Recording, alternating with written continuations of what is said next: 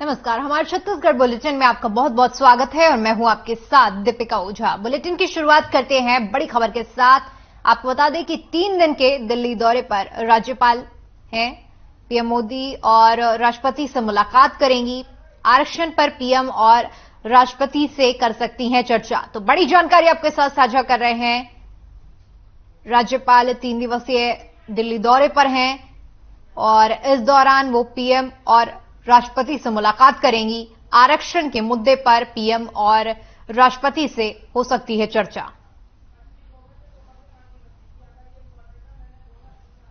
तो बड़ी और अहम जानकारी आपके साथ साझा कर रहे हैं, जहां पर राज्यपाल 3 दिवसीय दिल्ली दौरे पर हैं और आरक्षण के मुद्दे पर पीएम और राष्ट्रपति से चर्चा कर सकती हैं।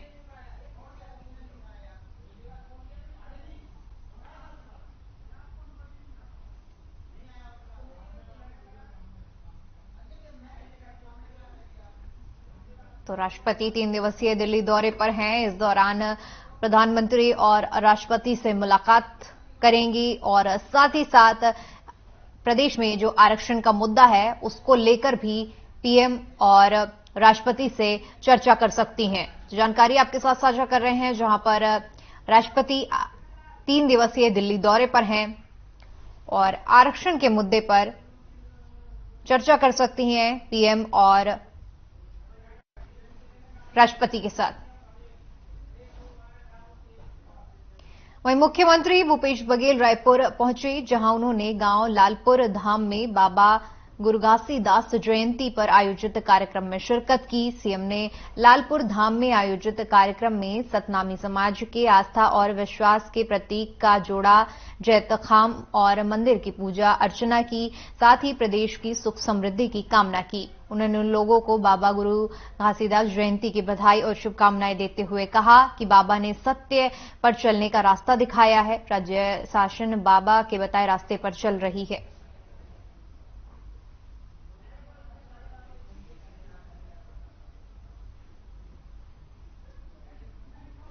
तो मुख्यमंत्री भूपेश बघेल ने कार्यक्रम में शिरकत की है, जिसकी तस्वीरें हम आपको दिखा रहे हैं, जहां पर सीएम ने मंदिर में पूजा अर्चना की और इस दौरान उन्होंने बाबा गुरु घासीदास जयंती के कार्यक्रम में शिरकत करते हुए बाबा के कहे हुए कदमों पर चलने की बात कही। उन्होंने कहा कि राज्य सरकार बाबा के दिखाए हुए रास्ते पर चल रही है।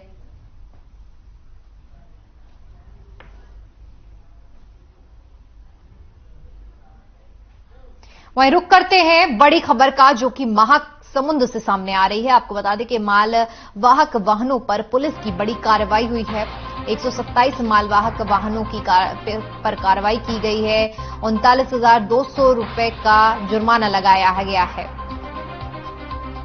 बताते चले कि एसपी के निर्देश पर यह बड़ी कार्रवाई की गई है, जिसमें मालवाहक वाहनों पर कार्रवाई करते हुए 127 मालवाहक वाहनों पर कार्रवाई हुई है, जिसमें 39,200 रुपए का जुर्माना लगाया गया है। एसपी धर्मेंद्र सिंह के निर्देश पर यह ताबड़तोड़ कार्रवाई की गई है।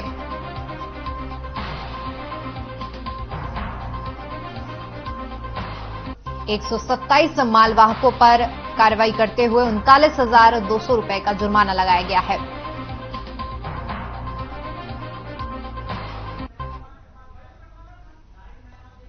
तो मालवाहक वाहनों पर कार्रवाई करते हुए एसपी ने निर्देश दिए थे और जिस पर कार्रवाई करते हुए पुलिस ने 39,200 रुपए का जुर्माना लगाया गया है। कुल 127 माल वाहनों पर जुर्माना लगाया गया है और एसपी ने कड़े निर्देश दिए थे, जिसके बाद यह कार्रवाई हुई है।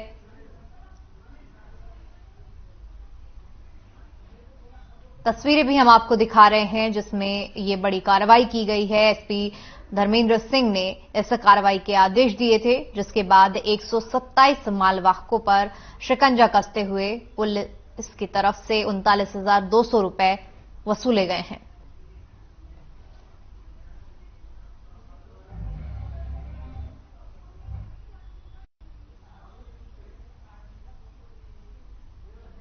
ये तस्वीरें हम आपको दिखा रहे हैं और बड़ी जानकारी आपके साथ साझा कर रहे हैं, जहां पर महासमुंद में एसपी धर्मेंद्र सिंह के निर्देश पर मालवाहक वाहनों पर बड़ी कार्रवाई की गई है। कुल 127 संख्या बताई जा रही है जिन पर कार्रवाई हुई है और 39,200 रुपए का ये कुल जुर्माना लगाया गया है इन माल वाहनों पर।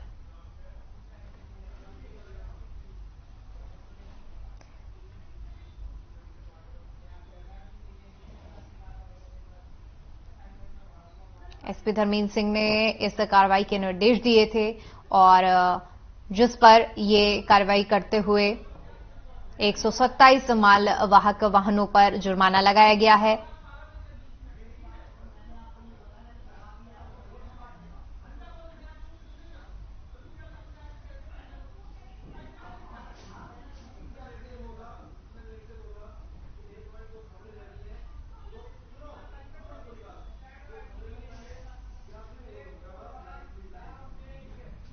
उधर बिलासपुर कोतवाली पुलिस ने 152 लीटर अवैध शराब का जखीरा जब्त किया है।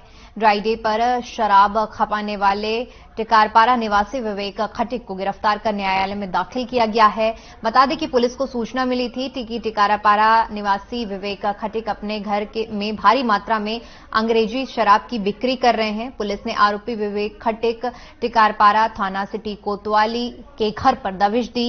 आरोपी के घर से देशी शराब, अंग्रेजी शराब और बियर की बोतलें जब्त की गई हैं। साथ ही आरोपी को गिरफ्तार कर न्यायालय में पेश कर दिया गया है।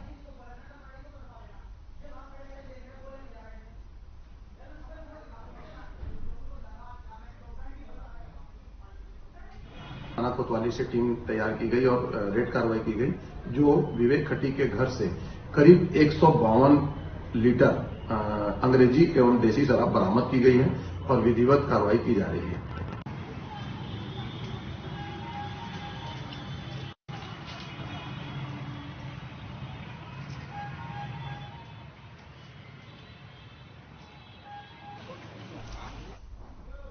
वहीं रायपुर से आपके साथ बड़ी जानकारी साझा कर दें। बता दें कि गोधन न्याय योजना के तहत कार्यक्रम का आयोजन किया जा रहा है, जिसमें वर्चुअल तरीके से सीएम जुड़े हितग्राहियों को 5 करोड़ 99 लाख रुपए का इस दौरान भुगतान किया जाएगा। पशुपालक ग्रामीणों गौठानों से जुड़ी महिला समूह को भी राशि देंगे। तो बड़ी जानकारी आपके साथ साझा कर रहे हैं, जहां पर वर्चुअल तरीके से सीएम जुड़ेंगे और हितग्राहियों को 5 करोड़ 99 लाख की सौगात देंगे। गोधन न्याय योजना के कार्यक्रम में सीएम वर्चुअल तरीके से जुड़ने वाले हैं और इसके साथ ही साथ तमाम हितग्राहियों को 5 करोड़ 99 लाख रुपए का भुगतान किया जाएगा।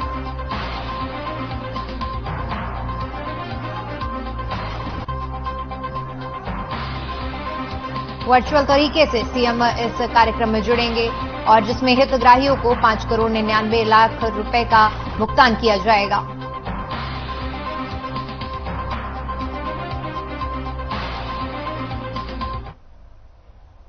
वहीं बिलासपुर पुलिस ने पिछले दिनों हुए हिस्ट्री सीटर संजू त्रिपाठी हत्याकांड के मामले में आरोपियों को गिरफ्तार करने में सफलता हासिल की है। जहां मामले का खुलासा करते हुए वरिष्ठ पुलिस अधीक्षक पारुल माथुर ने बताया कि संजू त्रिपाठी ने पिता पर संपत्ति उसके नाम करने के लिए दबाव बनाया था। इसके लिए उसने अपने पिता की पिटाई की थी। इसके साथ ही उसने आरोपी कपिल को मारने की धमकी दी थी। वहीं घटना को अंजाम देने वाले सभी आरोपी अलग दिशा में निकल गए थे। वहीं मुख्य साजिशकर्ता कपिल त्रिपाठी नेपाल निकलने के फिराक में था। वहीं इस पूरे मामले में पुलिस ने 13 लोगों को अब तक गिरफ्तार कर लिया है।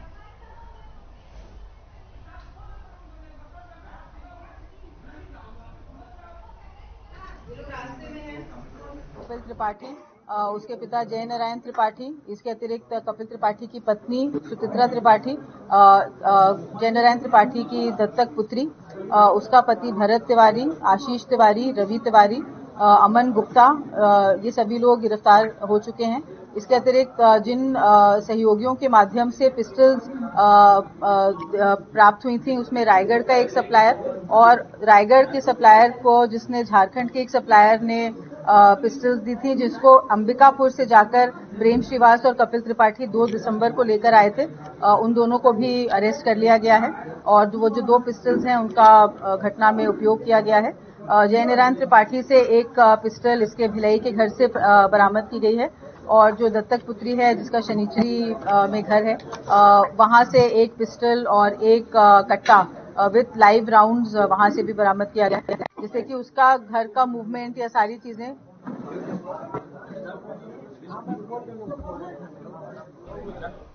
वहीं पुलिस अधीक्षक बालोद डॉक्टर जितेंद्र कुमार यादव के निर्देशन पर जिले के सभी थाना चौकी प्रभारियों और यातायात प्रभारी निरीक्षकों की ओर से प्रेशर हॉर्न लगाकर वाहन चलाने वाले चालकों के खिलाफ कानूनी कार्रवाई की गई, जिसमें 27 वाहनों पर 10,400 रुपए का जुर्माना लगाया गया। सभी वाहन चालकों से प्रेशर हॉर्न का प्रयोग नहीं कर यातायात नियमों का पालन करने की अपील की गई।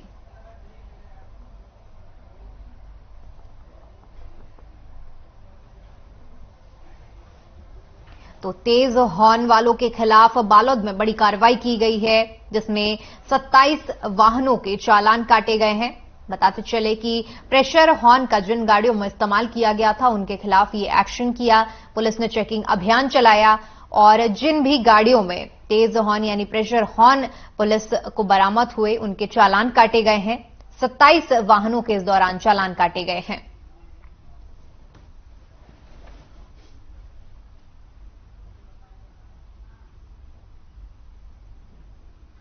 तो 27 वाहनों के चालान काटे गए हैं और ये वो वाहन हैं जिनमें प्रेशर हॉर्न का इस्तेमाल किया जा रहा था। प्रेशर हॉर्न वो हॉर्न होते हैं जिसमें तेज हॉर्न का इस्तेमाल किया जाता है।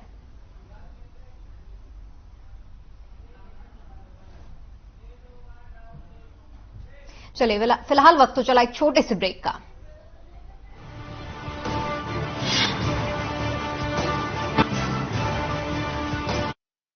चलना है, लड़ना है, अब देश को बदलना है, वह हरियाणा को बदलना है। नमस्कार साथियों, प्रिय महमवासी व हरियाणा वासियों, जैसे कि आप सभी को पता है, राहुल गांधी जी की भारत जोड़ो यात्रा 21 दिसंबर को हरियाणा में प्रवेश करेगी। आप सभी साथियों से विनती है कि ज्यादा से ज्यादा संख्या में बढ़ चढ़कर यात्रा में हिस्सा लेकर आदरणीय चौधरी भूपेंद्र हुड्डा वह हमारे लोकप्रिय सांसद भाई देवेंद्र जी हुड्डा के हाथ मजबूत करें, वह ताकत धन्यवाद। जय महम, जय Haryana. Hey mom, hey, look, I can download a song really fast. I can make dosas faster. Must be joking. Bus, 3 easy steps. Mix with water, spread batter, fry. गाना डाउनलोड हुआ? नहीं, पर तब तक मैं इडली बनाती हूँ। हमने बनाया किड्स से।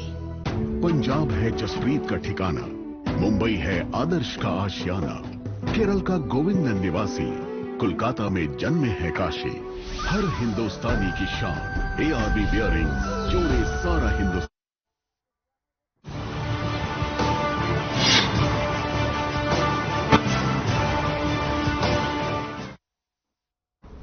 ब्रेक के बाद एक बार फिर से आपका स्वागत है। चलिए बढ़ते हैं अगली खबर की ओर। बीजापुर के इंद्रावती टाइगर रिजर्व प्रबंधन की ओर से छत्तीसगढ़ के राजकीय पशु वन भैंसा के लगातार जनसंख्या वृद्धि के लगातार प्रयास किए जा रहे हैं। बीजापुर जिले के इंद्रावती टाइगर रिजर्व में 6 वन भैंसों का झुंड हाल ही में देखा गया। टाइगर रिजर्व के उप निदेशक धम्मशील ने बताया कि वन भैंसों के संरक्षण के लिए पेट्रोलिंग गार्ड और ग्रामीणों के साथ मिलकर निगरानी की जा रही है ताकि इनका संरक्षण किया जा सके। इंद्रावती टाइगर रिजर्व क्षेत्र के सीमा महाराष्ट्र से लगे होने की वजह से इसके साथ ही साथ आपको बताते चलें कि सभी साथ मिलकर वन भैंसों के संरक्षण के लिए काम कर रहे हैं।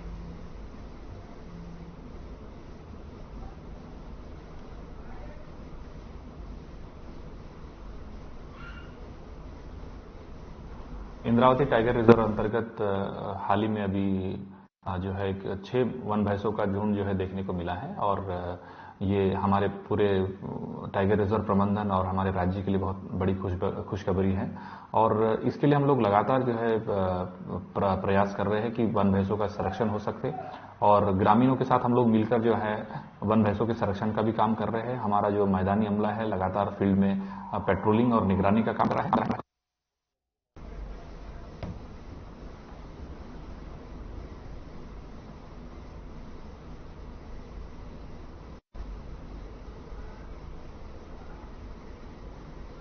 वहीं अटल बिहारी वाजपेयी विश्वविद्यालय की ओर से अंतर महाविद्यालय क्रिकेट स्पर्धा का आयोजन किया गया। इस साल महाविद्यालय प्रतिनिधित्व कर रहा है, लेकिन पिछले कई सालों से देखा गया है कि क्रिकेट खेल में कई तरह की धांधली होती आई है, फिर चाहे वो अंपायरिंग को लेकर हो या फिर खिलाड़ी को लेकर।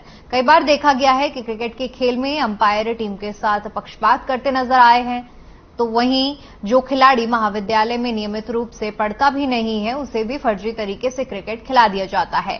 पिछले वर्ल्ड कप क्रिकेट प्रतियोगिता का आयोजन शासकीय की राघवेंद्र राव साइंस कॉलेज की ओर से आयोजित किया गया था। उसमें देखा गया था कि अंपायरिंग में बड़ी लापरवाही बरती जा रही है। राजा रघुराज सिंह स्टेडियम में खेले गए क्रिकेट मैच के दौरान अंपायर शराब के नशे में पाए गए थे। खेल के दौरान व्याप्त समस्या को लेकर आज अटल बिहारी वाजपेयी विश्वविद्यालय का घेराव आशीर्वाद पैनल द्वारा किया गया।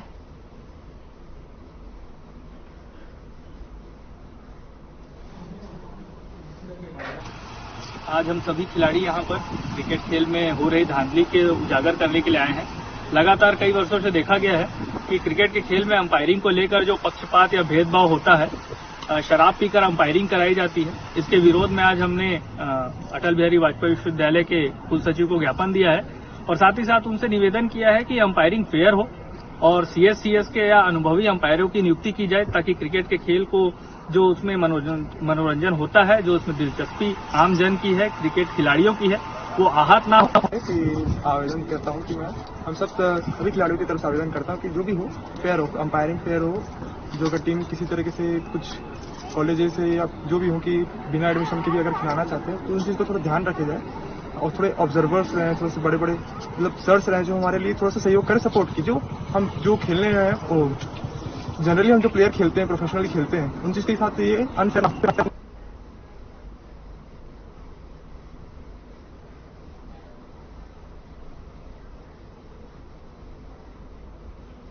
उधर सुकमा जिले में प्रधानमंत्री ग्राम सड़क योजना के तहत सड़कों का निर्माण किया जा रहा है, लेकिन निर्माण कार्य में घोर लापरवाही बरती जा रही है, जहां सड़कें समय अवधि के पहले ही उखड़कर गड्ढों में तब्दील हो रही हैं। ऐसे में सवाल उठता है कि जिस विभाग को सड़क निर्माण के लिए जिम्मेदारी दी गई है, उसी विभाग के अधिकारी लापरवाही बरतते हुए नजर आ रहे हैं, जिसका खामियाजा क्षेत्र की जनता को उठाना पड़ रहा है।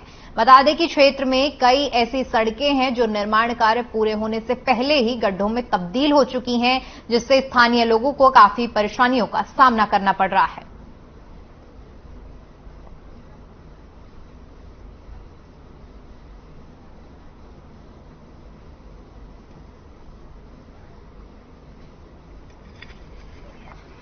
जो गादीराज से कुकारार वाली रोड लगभग 8 से 9 महीना बन के हो रही है और उसके पश्चात ये वाली जस्ट अपने पारा के अंदर जो गोरली घुसा है वो भी जस्ट 1 साल लगभग होने जा रहा है और दोनों एक साथ रोड बनी है, लेकिन कोई सक्सेस नहीं है दोनों रोड की बात बोलना चाहिए तो।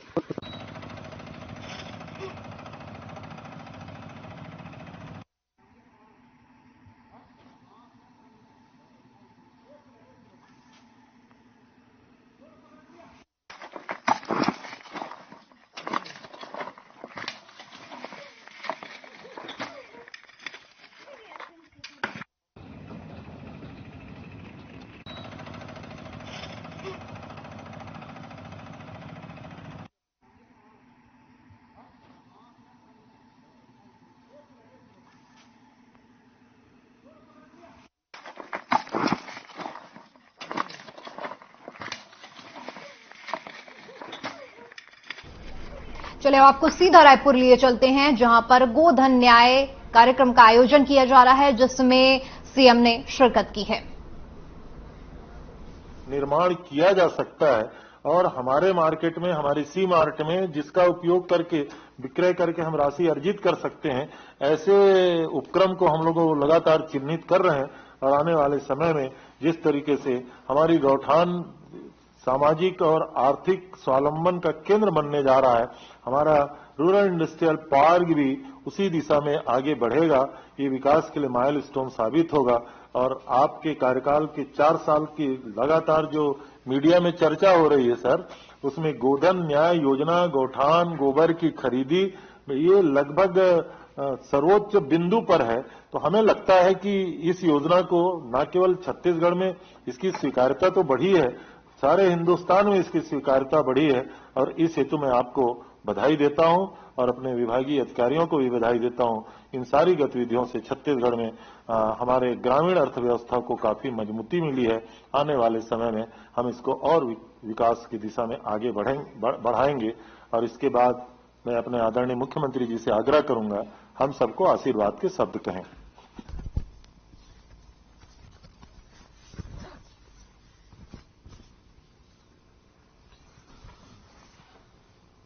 गोधन न्याय योजना की राशि वितरण कार्यक्रम में उपस्थित कृषि मंत्री आदरणीय रविंद्र चौबे जी, वन मंत्री आदरणीय मोहम्मद अकबर जी, भाई प्रदीप जी, लक्ष्मी ध्रुव जी, संगीता सिन्हा जी, भाई शिशुपाल सोरी जी, एसीएस सुब्रत साहू जी, केपी जी और सभी हमारे अधिकारीगण।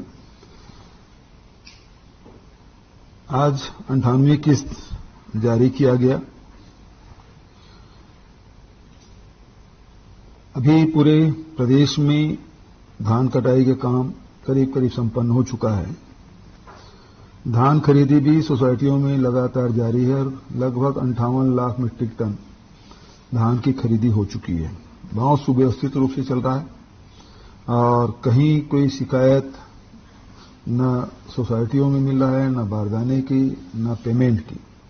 भुगतान भी इतनी बड़ी राशि जिसमें किसानों को भुगतान होना है, 3 दिन के भीतर में भुगतान हो रहा है और पूरे प्रदेश में कहीं कोई शिकायत नहीं आ रही। एक बड़ी उपलब्धि।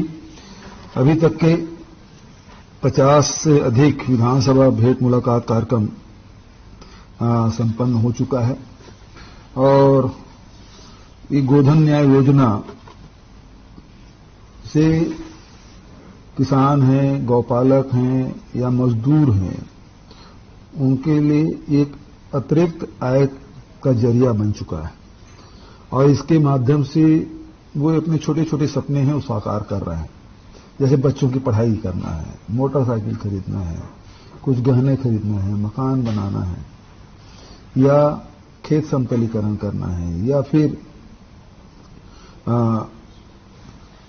गौपालन को और डेयरी को और बढ़ाना है। तो ऐसे ये जो गरीब लोग हैं, किसान हैं, गौपालक हैं, इसके लिए बहुत बड़ा जरिया बना है अपने आर्थिक स्थिति को सुधारने में और सब लोगों ने बढ़ चढ़कर हिस्सा भी लिया। अनेक अनुभव हम लोगों को सुनाए। बहुत अच्छा ये काम भी हो रहा है। विभाग के द्वारा लगातार मॉनिटरिंग भी किया जा रहा है, नए गौठान के निर्माण भी किए जा रहे हैं। लेकिन वहीं कुछ शिकायतें भी आ रही है। तो शिकायतें इस प्रकार से कि हम लोग तो यहां वितरण कर देते हैं लेकिन बैंक से